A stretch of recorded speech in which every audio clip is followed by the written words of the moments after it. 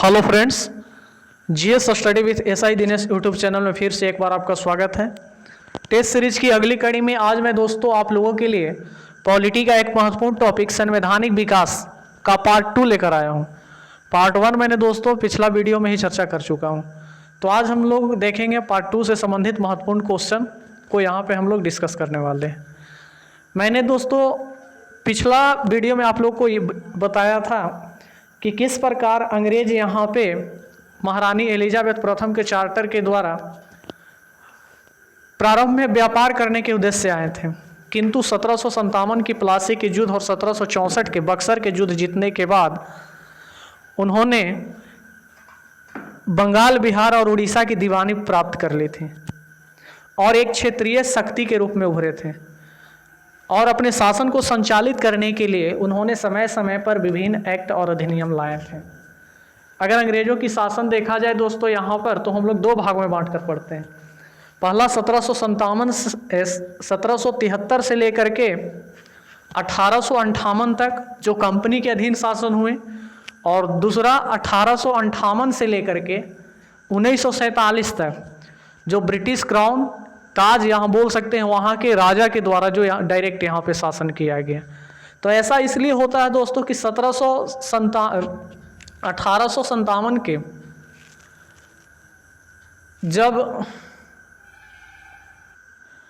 1857 के जो सैनिक विद्रोह हुआ था, उसके बाद दोस्तों यहाँ की शासन को डायरेक्ट हम बोल सकते हैं कि वहाँ के राजा के द्वारा संचालित किया जाने लगा, और उन्होंने जो यहाँ पर नियम बनाए यहाँ के शासन को संचालित करने के लिए, उसे हम अधिनियम बोलते हैं। और उसके अंतर्गत दोस्तों हम लोग को पढ़ना 1858 से लेकर के 1947 तक। तो चलिए देखते हैं दोस्तों इससे संबंधित महत्वपूर्ण क्वेश्चन आंसर को। तो आपका पहला क्वेश्चन है दोस्तों, निम्न में से किस अधिनियम के अंतर्गत भारतीय विधान परिषद को बजट पर बहस करने की शक्ति प्राप्त हुई? ऑप्शन ए है भारतीय परिषद अधिनियम 1861, ऑप्शन बी है भारतीय परिषद अधिनियम 1892, ऑप्शन सी है भारतीय परिषद अधिनियम 1909 और ऑप्शन डी है भारतीय शासन अधिनियम 1919। तो इसका सही आंसर होगा दोस्तों ऑप्शन बी, भारतीय परिषद अधिनियम 1892 के द्वारा उन्हें क्या प्राप्त हुआ था? तो बजट पर बहस करने की शक्ति प्राप्त हुई थी।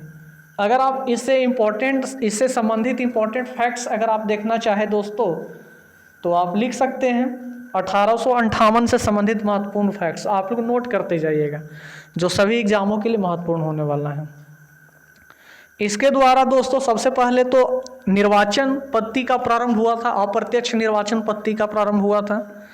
दूसरा, वार्षिक बजट पर बहस करने एवं प्रश्न पूछने का अधिकार मिला था, किंतु 1892 के अधिनियम के द्वारा मतदान का अधिकार नहीं मिला था। और इसमें हम तीसरा फैक्ट्स लिख सकते हैं दोस्तों, वायसराय को अपनी कार्यकारी परिषद में कम से कम 10 और अधिक से अधिक 16 सदस्य की नियुक्ति का अधिकार मिला था। तो ये इसका इंपॉर्टेंट फैक्ट्स हुआ दोस्तों। चलते हैं नेक्स्ट क्वेश्चन की ओर। नेक्स्ट क्वेश्चन आपका है, निम्न में से किस एक अधिनियम द्वारा भारत में संघीय न्यायालय की स्थापना की गई थी? ऑप्शन ए भारतीय परिषद अधिनियम 1861, ऑप्शन बी भारत सरकार अधिनियम 1909, ऑप्शन सी भारत सरकार अधिनियम 1919 और ऑप्शन डी उपयुक्त में से कोई नहीं। तो इसका सही आंसर होगा दोस्तों ऑप्शन डी, उपयुक्त में से कोई नहीं, क्योंकि भारत में संघीय न्यायालय की जो स्थापना किया गया था भारत सरकार अधिनियम 1935 के द्वारा किया गया था दोस्तों। चलते हैं नेक्स्ट क्वेश्चन की ओर। नेक्स्ट क्वेश्चन है, भारत का संघीय न्यायालय निम्न में से किस वर्ष में स्थापित किया गया था? ऑप्शन ए है 1935, ऑप्शन बी है 1937, ऑप्शन सी है 1946 और ऑप्शन डी है 1947। तो इसका सही आंसर होगा दोस्तों ऑप्शन बी, 1937। चलते हैं नेक्स्ट क्वेश्चन की ओर। नेक्स्ट क्वेश्चन है, निम्न में से किस अधिनियम ने केंद्र में द्वैध शासन प्रणाली को स्थापित किया? तो देखते हैं दोस्तों ऑप्शन इसका ऑप्शन ए है भारत शासन अधिनियम 1935, ऑप्शन बी है भारत शासन अधिनियम 1919, ऑप्शन सी है भारतीय परिषद अधिनियम 1909 और ऑप्शन डी है भारतीय परिषद अधिनियम 1892। तो इसका सही आंसर होगा दोस्तों ऑप्शन ए भारत शासन अधिनियम 1935।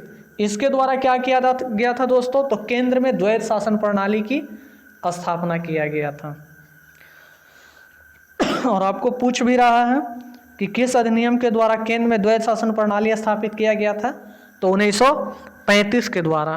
1935 दोस्तों, इससे संबंधित बहुत सारे क्वेश्चन पूछे जाते हैं, तो आप लोग लिखिए, इससे संबंधित मैं इंपॉर्टेंट फैक्ट्स आपको बता रहा हूँ। तो सबसे बड़ी इसकी विशेषता था कि केंद्र स्तर पर द्वैध शासन प्रणाली स्थापित किया गया था। दूसरा आप लिख सकते हैं प्रांतों में जो द्वैध शासन प्रणाली चल रहा था उसको समाप्त कर दिया गया था और प्रांतीय सभ्यता प्रदान किया गया था। दूसरा ये पॉइंट हो गया। इसका तीसरा पॉइंट आप लिखिए अखिल भारतीय संघ का निर्माण हुआ था,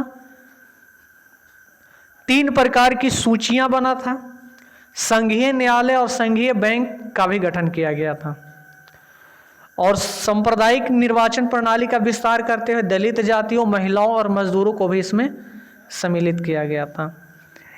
और ये बहुत बोल सकते हैं दोस्तों बहुत जटिल इसमें नियम कानून थे, इसलिए नेहरू ने इसे अनेक ब्रेकों वाली इंजन रहित गाड़ी की संज्ञा दिया था कि यह एक ऐसी गाड़ी है जिसमें अनेक ब्रेक लगी हुई है। तो ये कभी कभी पूछ देता है दोस्तों कि नेहरू ने किस अधिनियम को अनेक ब्रेक वाली इंजन रहित गाड़ी की संज्ञा दिया था? तो ये था भारत परिषद अधिनियम 1935। चलते हैं नेक्स्ट क्वेश्चन की ओर। नेक्स्ट क्वेश्चन है दोस्तों भारतीय विधान पालिका प्रथम बार द्विसदनीय बनाई गई।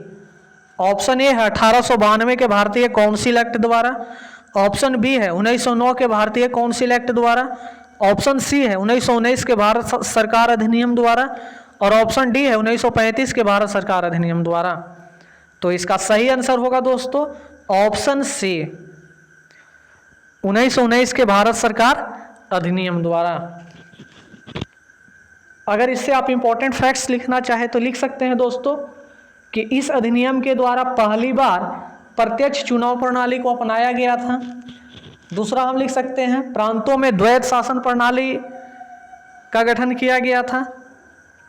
सांप्रदायिक चुनाव के तहत सिखों को भी इसमें सम्मिलित किया गया था और इसी अधिनियम के द्वारा दोस्तों पहली बार उत्तरदायी शासन शब्द का प्रयोग किया गया था। तो ये बहुत इंपॉर्टेंट था दोस्तों, आपको पूछ सकता है कि किस अधिनियम में पहली बार उत्तरदायी शासन शब्द का प्रयोग किया गया था? तो ये आपका दोस्तों 1919 का अधिनियम हो जाएगा। चलते हैं नेक्स्ट क्वेश्चन की ओर। नेक्स्ट क्वेश्चन है राष्ट्रपति को अध्यादेश निर्गत करने की शक्ति प्रेरित है। ऑप्शन ए है भारत शासन अधिनियम 1919, ऑप्शन बी है भारत सरकार अधिनियम 1935, ऑप्शन सी है भारत सरकार अधिनियम 1909 और ऑप्शन डी है भारत सरकार अधिनियम 1947। तो इसका सही आंसर होगा दोस्तों ऑप्शन बी भारत सरकार अधिनियम 1935। राष्ट्रपति को अध्यादेश जारी करने की जो शक्ति मिला था भारत सरकार अधिनियम 1935 से प्रेरित है दोस्तों, जबकि गवर्नर जनरल को अध्यादेश जारी करने की जो शक्ति मिला था 1861 के अधिनियम के द्वारा मिला था। तो इसे आप याद कर सकते हैं, गवर्नर जनरल को अध्यादेश जारी करने की शक्ति 1861, जबकि राष्ट्रपति को अध्यादेश जारी करने की शक्ति 1935 के अधिनियम के द्वारा। और किस आर्टिकल में इसका उल्लेख किया गया दोस्तों? तो आर्टिकल 123।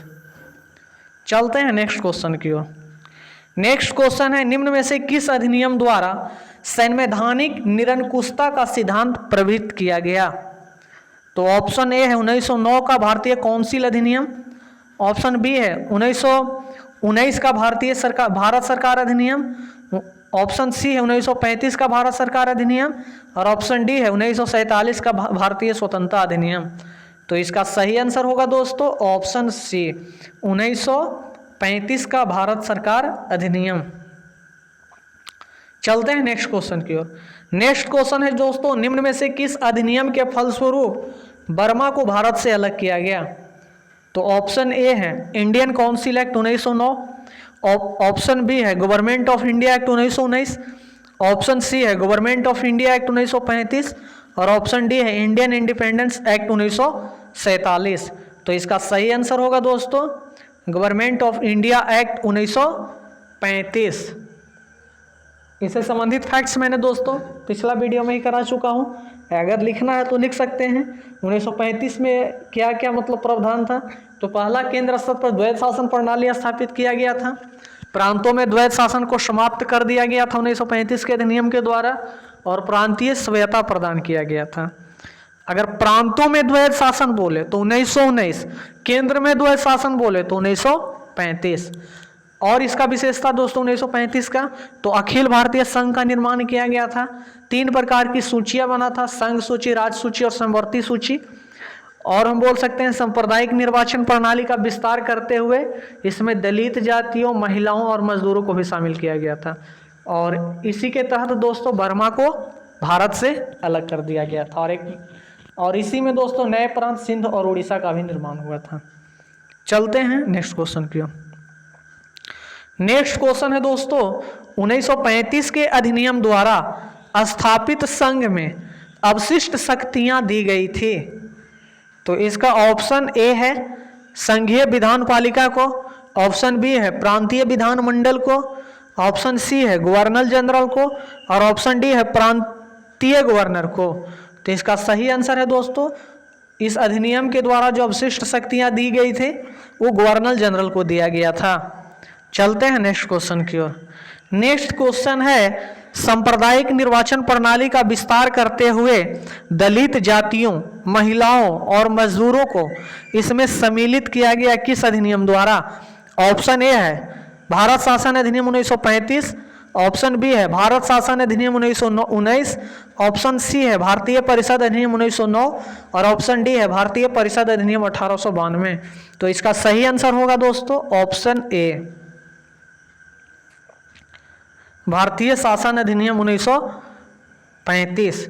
अगर इससे संबंधित क्वेश्चन आप देखें दोस्तों, सांप्रदायिक निर्वाचन प्रणाली है ना, कब कब अंग्रेजों ने इसका मतलब विस्तार किया? तो सबसे पहले जो आया था 1909 का पार्लियामेंटो रिफॉर्म आया था, जिसके तहत क्या किया गया था दोस्तों? तो मुस्लिमों को इसमें शामिल किया गया था, है ना, मतलब मुस्लिमों के लिए एक अलग निर्वाचन प्रणाली का मतलब व्यवस्था किया गया था। 1919 में क्या किया गया था? तो सिखों को इसमें शामिल किया गया था सांप्रदायिक निर्वाचन प्रणाली के अंतर्गत। और 1935 में क्या किया गया? तो दलित जातियों और महिलाओं को भी इसमें सम्मिलित कर दिया गया था। तो ये रहा दोस्तों आप लोगों के लिए आज का 10 इंपॉर्टेंट क्वेश्चन जो भारतीय संवैधानिक विकास से संबंधित है। अगर आप लोग को अच्छा लगे तो आप लोग लाइक, शेयर और कमेंट जरूर करें, साथ ही सब्सक्राइब भी करें दोस्तों। तो मैं यहीं पे इस वीडियो को समाप्त करता हूँ। जय हिंद, जय भारत, वंदे मातरम।